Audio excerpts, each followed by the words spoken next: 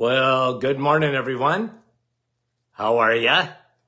And welcome to another live this morning. Hope you're having a great start to your day. I wonder who's going to be number one this morning.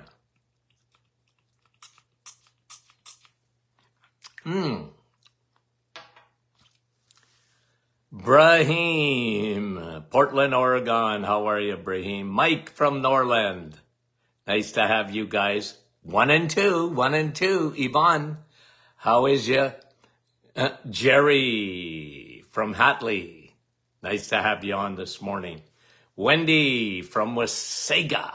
Rosa, Morial. And Fran from Orangeville. Good morning. Cecilia from rainy Sudbury. Jeanette. Nick from our staff. Wendy from Markham. Good morning. Deb Timmons. And Yolande. Bonjour. And John from Elgin, Illinois. Frida.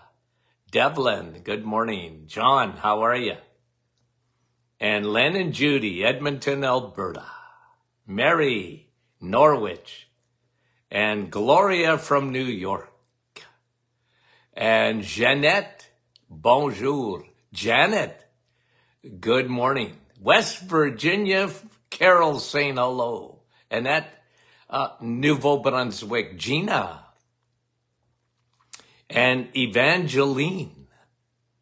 And Judy, Port Perry, Ontario. Sonia, good morning. Francis from Vaughan. Victoria, good morning to you.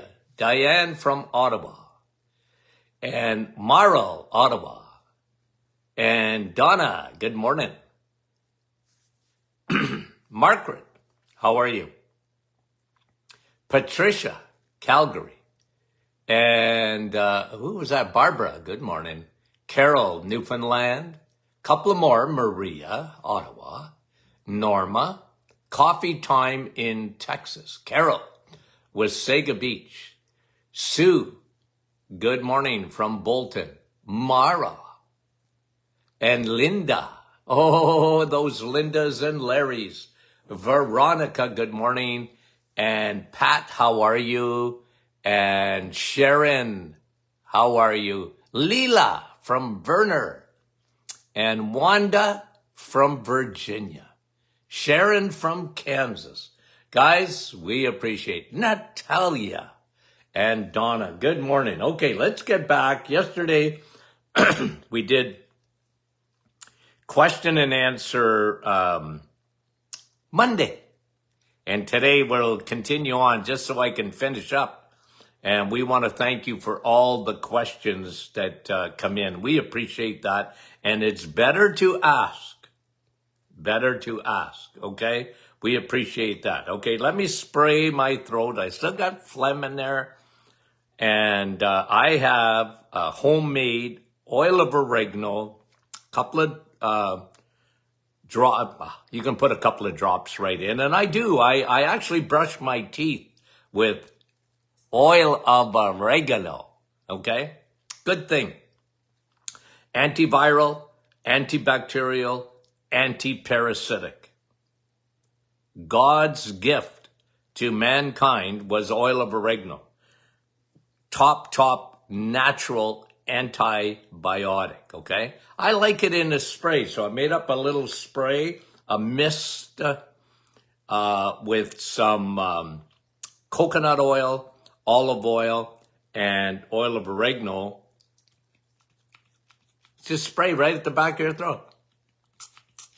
Hear it?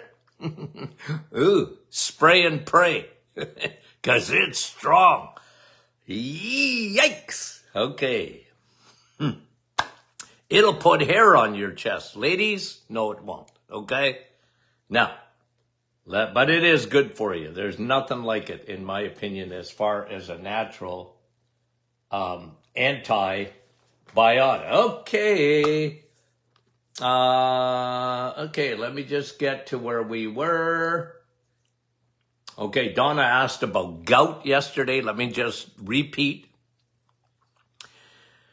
Gout, guys, is not from purines. Okay? Now, I'm not saying there's not 1% of people that get, but purines, by the way, is not eating red meat. It's eating organs, like organ meat, like liver and whatever. And I don't even buy that. I have been saying for years and years and years about gout. It's an insulin problem. It's insulin resistance. The kidneys cannot flush out. Look, everybody makes uric acid. But now with the introduction of high fructose corn syrup, okay, a byproduct of fructose is uric acid, okay? And that's all right. All of us have it. The problem is, if you have insulin resistance, a lot of people cannot flush out at the kidney level their uric acid. And it's amazing how many people fix their gout with the reset, okay? So when someone says to you, like, I know you go online, read about, avoid red meat, avoid gravy, avoid this kind of stuff. Nah, guys, avoid high fructose corn syrup. And don't eat too much fruit. You can have a few berries or whatever, but if you got any trouble with uric acid, and then the biggest thing is when I get people to get off drinking sugar, drinking it. The fructose, it's the worst thing you can do is drink sugar. So if you know anybody that's got gout, stop drinking soda, stop drinking juices of any kind, no more, nada, no more. It's amazing what happens, okay? Now, I know that challenges the thinking on gout, but I'm right about it.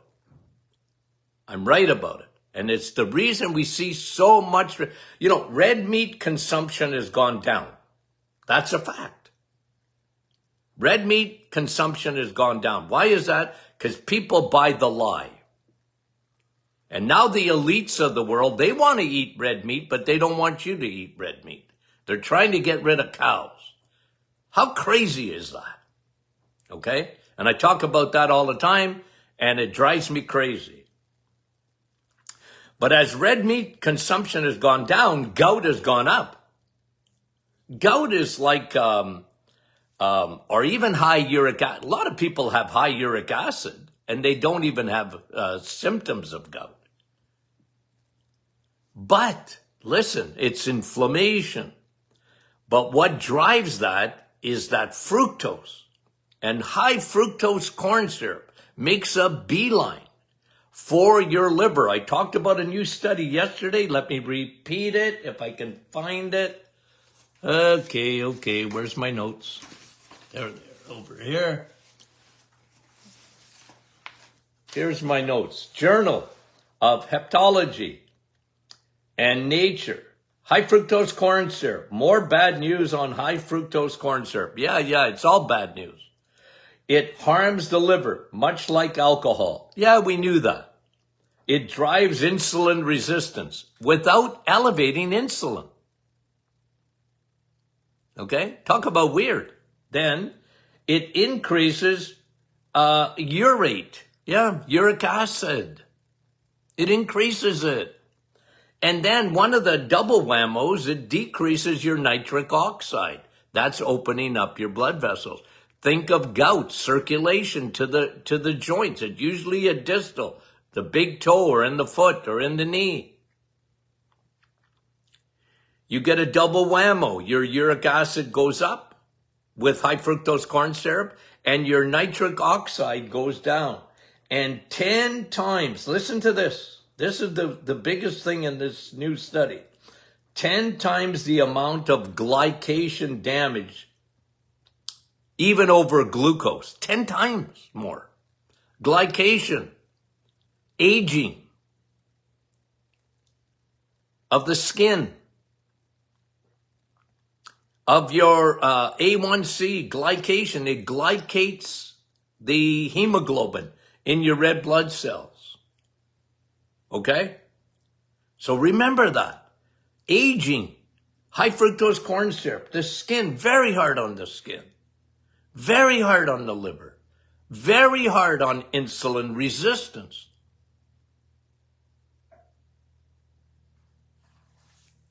There's no place for your body for high fructose corn syrup. It's made by man, was not made, it's made in a lab. It's not God's sugar. God's sugar is found in fruit. And you're supposed to eat it and not drink it. Don't drink it. And this is why the king, remember, look, when I was in school, you know what they called gout? The king's disease. The king's disease. Why? The king got it. The peasants didn't get gout. Why did the king get it? Oh, he was eating too much meat. No, he was drinking too much wine.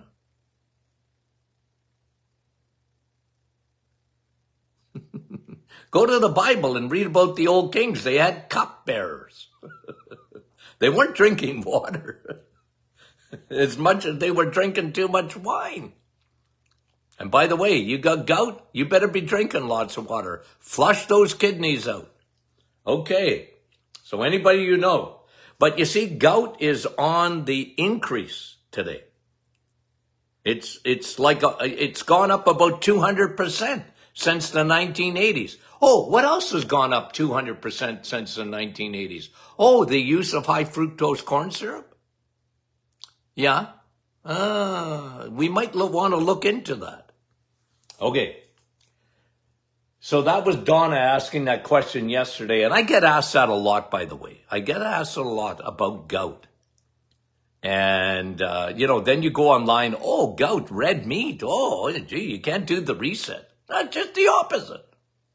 Okay. What does Dr. Martin say about hormone replacement therapy? Not much. I don't like it.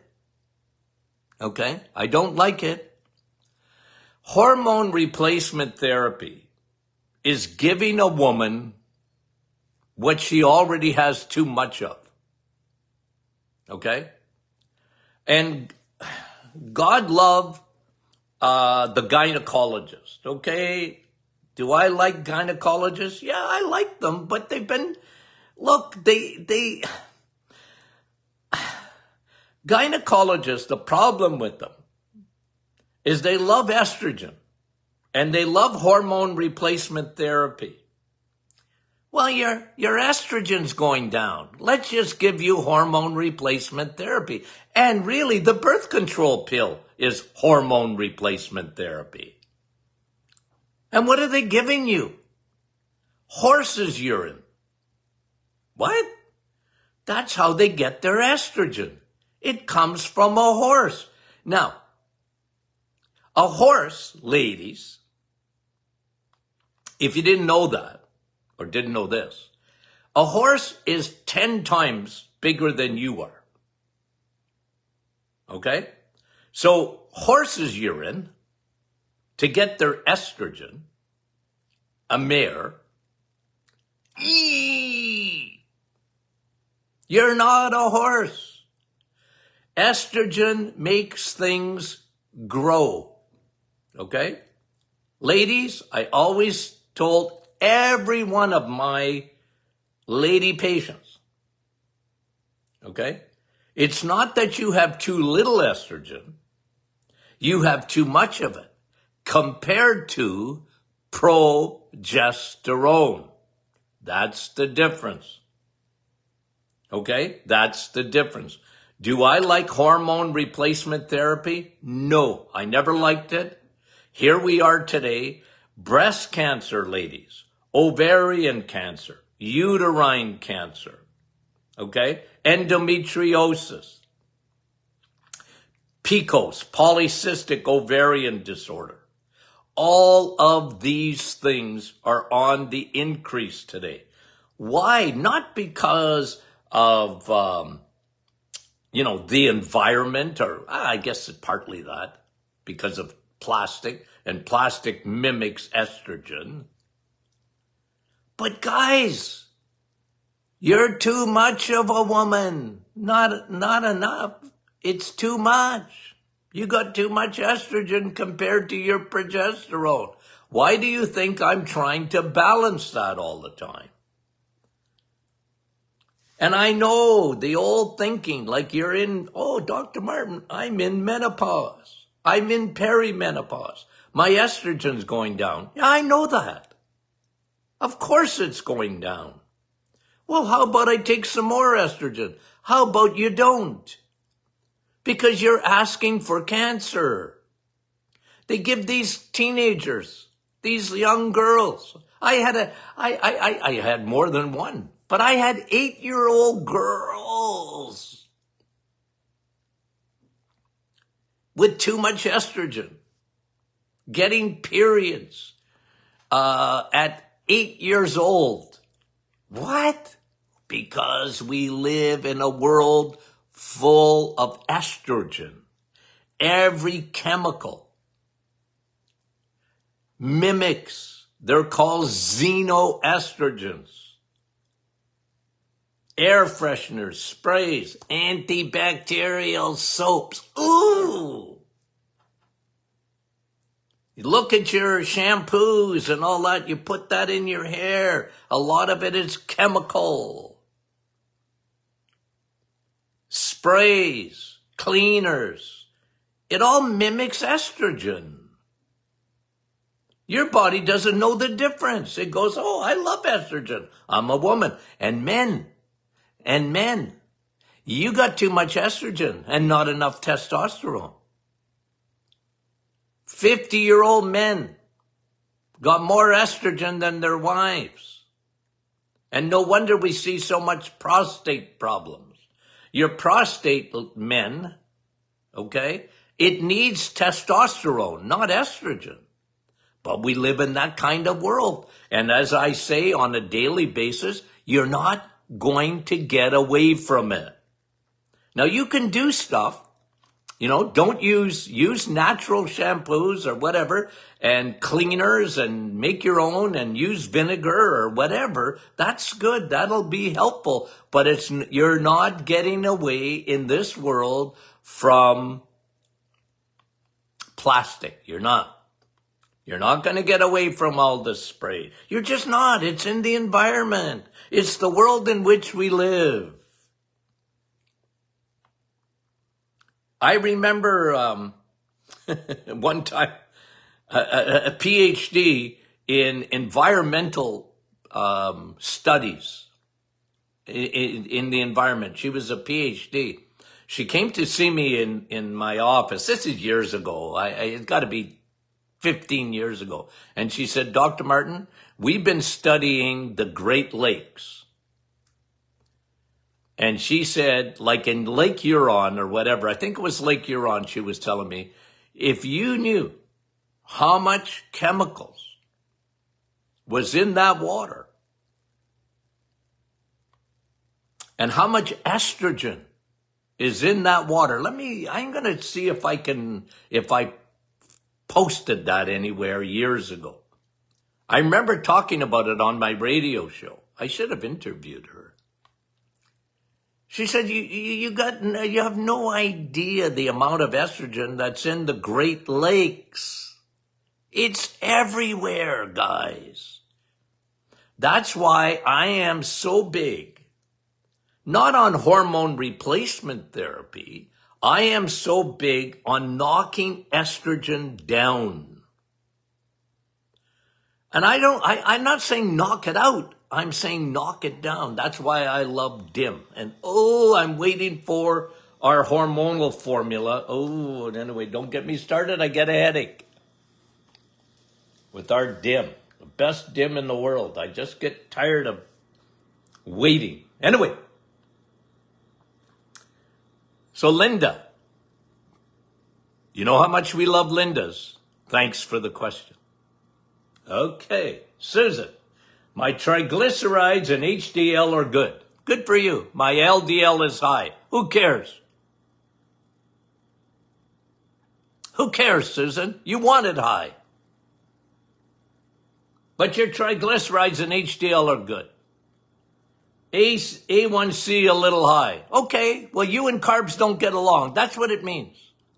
A1C, okay, is glycated hemoglobin. Sugar is so toxic. Your body is unreal, you know.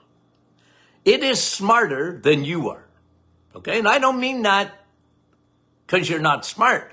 It's just how beautifully, wonderfully made you are, okay? And I say this all the time. If you don't believe in God and you study the human body, I don't know what to tell you. For that to happen by chance, come on. But your body knows that sugar is toxic. You have an organ dedicated to get rid of it. Okay? It's called your pancreas. And you have a hormone in your pancreas called insulin. It's dedicated to not letting sugar park in your bloodstream. Empty out your 5 liters of blood, okay? Over a gallon for my American friends. And you'll have very little sugar in there. A teaspoon if you're lucky. Because sugar can't park in the bloodstream. Your body knows that. Okay? Now, you know what A1C is? A1C is when sugar is in your bloodstream, okay? It will hitch its wagon to hemoglobin. You know what hemoglobin is? It's Velcro for oxygen. Every time you breathe, your red blood cells go through your lungs, and it attaches to hemoglobin, or oxygen attaches to it, and then it's a FedEx delivery truck delivering that oxygen. You can't live without it. Right? That's hemoglobin. And sugar in the bloodstream will attach itself to hemoglobin. Whoop! It hooks its wagon to it. That's how you measure A1C. It's an average of about 3 months. A red blood cell lasts about 4 months, but in 3 months, you can measure that, and it will tell you even better than your blood sugar, A1C. Okay? A1C tells you what your insulin is doing. So, let me get back to it. Let me get back to the question. Hold on a minute here. Susan says, my triglycerides are good. Good for you. You ain't having a heart attack. My HDL is good. Good for you. You ain't having a heart attack. My LDL is a little high. Good. That's good for you because now your immune system is going to work better with LDL. I know that's controversial, but I'm right about it.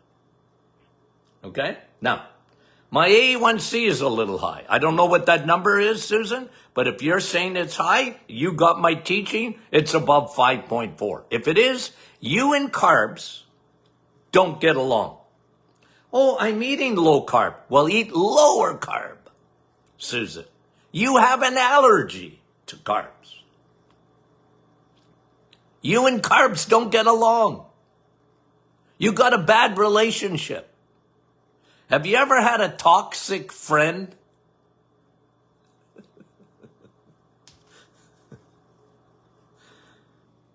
Get rid of it. Get rid of your friend. I know, but I like it. I know you like it, but it don't like you. Have you ever had that kind of a relationship with someone? And don't say your husband or your spouse. I don't want you to get rid of that. But you know what I'm saying, Susan?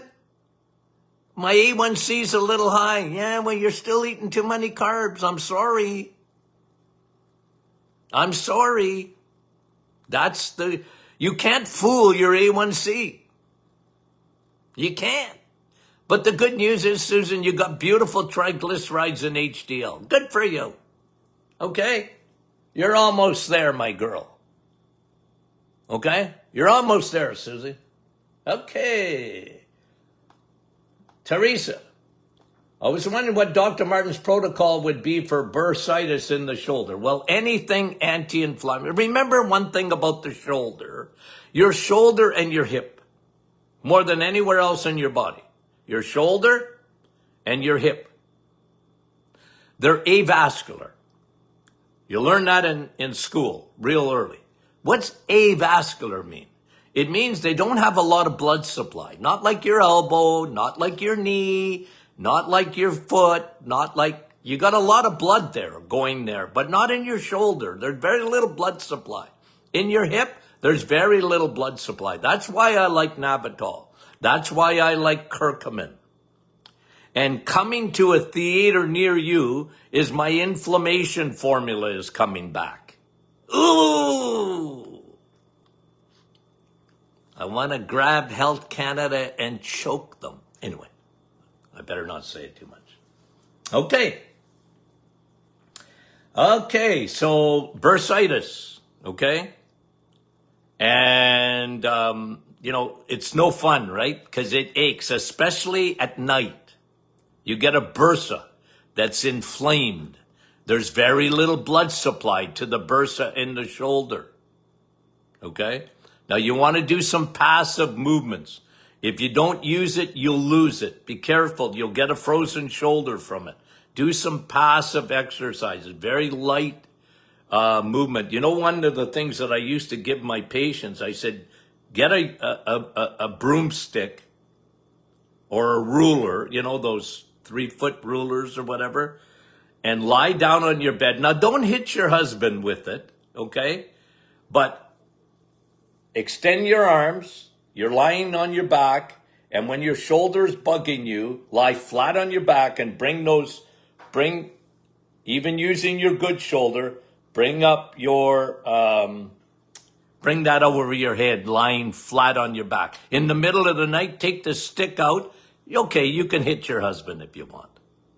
And then do that exercise.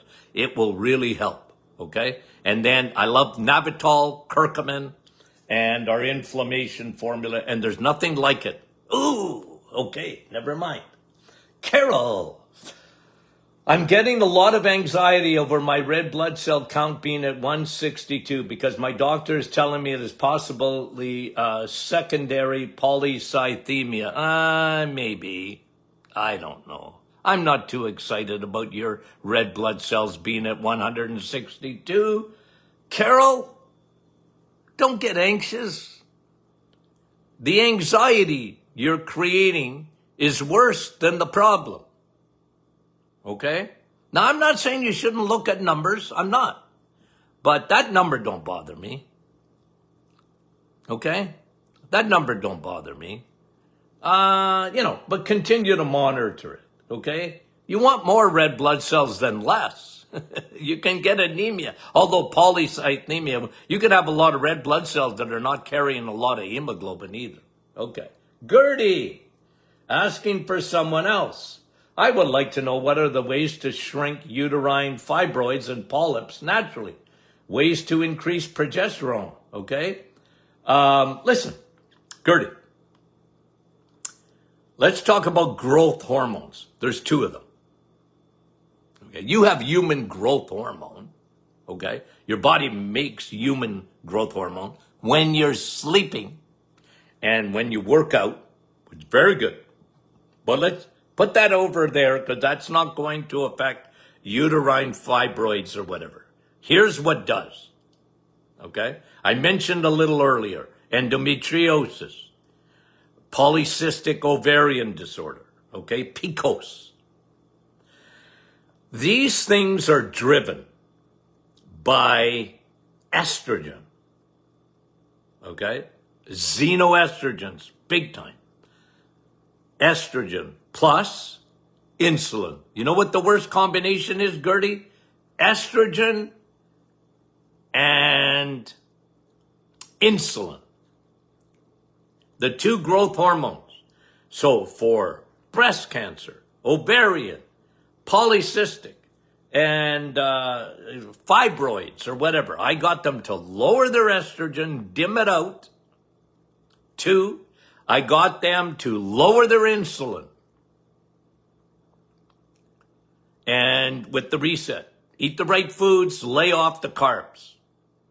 Okay? Lower that insulin. It's really important. How do you elevate progesterone? Well, that's where I would put them on the menopausal formula to elevate their progesterone and balance out estrogen and progesterone. Dim it out, and you can elevate progesterone. Gertie, thank you for the question. Dr. Martin Debbie says, always talks about leaky gut. What is that? I never talk about leaky gut. What's leaky gut? You know I'm joking. Okay, Debbie, you're right. Which part of the body is he considered the gut? The stomach he speaks about separately sometimes, or the large intestine, or the small intestine, or is it all three? Well, really, okay, let me, good question. It really is, okay? Where leaky gut occurs is really in the small intestine, okay? In the small intestine. Now, the small intestine is very much affected by the stomach. Remember, you need to have very, very, very high acidity in your stomach. Not anywhere else, your stomach. Okay? So, that's important in leaky gut, because you can get leaky gut when your stomach is not breaking down, especially proteins, okay? Now, leaky gut is in the small intestine mostly, and that is, okay, let me show you, you have a border there, okay? Think of, you live in the United States, you have the northern border, Canada, and then you have the southern border, Mexico. Okay? You have Mexico on the south, and you have Canada on the north. What is leaky gut? It's the southern border. The northern border, I'm telling you, ask any Canadian. You're coming into the United States. Okay? You would think they'd be happy to see us Canadians because we're coming to spend money. But they're miserable. The border guards are miserable generally. What are you doing here? How long are you coming for? How much money do you have on? Where are you going? When are you coming back? Yada, yada, yada. Miserable. It's a tight, tight, tight border. The southern border, I am told, I have never been, well, have I? No, I haven't been to the southern border, I don't think. Did I ever drive across to go to Mexico? No. Anyway, it's open. They're coming in. Okay? So in your gut, in your small intestine depth, okay, you have a border there. It's locked tight. The only thing that gets in between your gut and your blood is water and micro-sized nutrients, vitamins, minerals, macros. That gets into your blood. You need that to get into your blood because your blood, the life of the flesh is in the blood. Your blood brings you all your life. It brings you your hormones. It brings you your nutrients. It brings you water. It brings you everything, okay? Now, the problem is when you get garbage that comes in because the border is compromised. It's not tight. It's not like the northern border. What happens? Bad guys get in. That's leaky gut. How does that start off with? The number one thing that causes problems at the border between your gut and your blood is antibiotics. Chemicals to some extent too. But the worst thing is antibiotic. The other thing is anti-inflammatory, non-steroidal anti-inflammatory. You take a Tylenol, you got a headache. I get it, I understand. But it destroys your microbiome. It destroys that little border. Okay? We got to do another program on it. But that's a great question. Okay. Let me just get you to another question. We're almost done. Okay. Okay, Debbie, you got that? That's the analogy I like. Okay? It's the border. And you got border guards, or at least you should. And they don't let anything in that blood. How does yeast get in your blood? I used to have doctors. Dr. Martin doesn't know what he's talking about. Because if you ever got a fungus in his blood, you would die. You're probably going to die, but you don't die rapidly. Dr. Martin, he's a quack. You can't get fungus in your blood. Now we know better. Now we know I was right. Okay? Yeast gets in and then it carries heavy metal. It's the Trojan horse. Anyway, we'll do it. We got to do more. You can't be healthy and have leaky gut. You just can't. Now, you might not know it, but a lot of people got walking around with leaky gut and they have no idea. Okay? Last question, Dorothy. Is lion's mane supplements are better than, equal to, different than Navitol for brain health? They're different. Navitol, okay, guys, and you know how much I love it, okay? It's pine bark extract, very, very high quality pine bark extract. And the reason I love it so much, it does so many things. One thing it does, it crosses the blood-brain barrier. It brings more glutathione into your brain to help get rid of debris. It brings more oxygen to the brain. It brings more nitric oxide to the brain. Okay? It's an antioxidant that protects the brain. I like lion's mane, as a matter of fact, I do. There's some good studies on how it helps memory, and especially the hippocampus area of the brain. Navitol is fantastic, though. I love brain health. I love Navitol combined with high DHA, because your brain's made up of DHA. I love the two of them together. Okay? What a combo. Okay, guys. I love you guys. I haven't told you that. In how long? Okay. No, we love you guys. We appreciate you. Some advertising, guys. Share this. Share it. If you share it, Facebook shares it even more. You were over 4 million downloads on the Doctor Is In podcast. Okay? So these lives are turned to podcasts.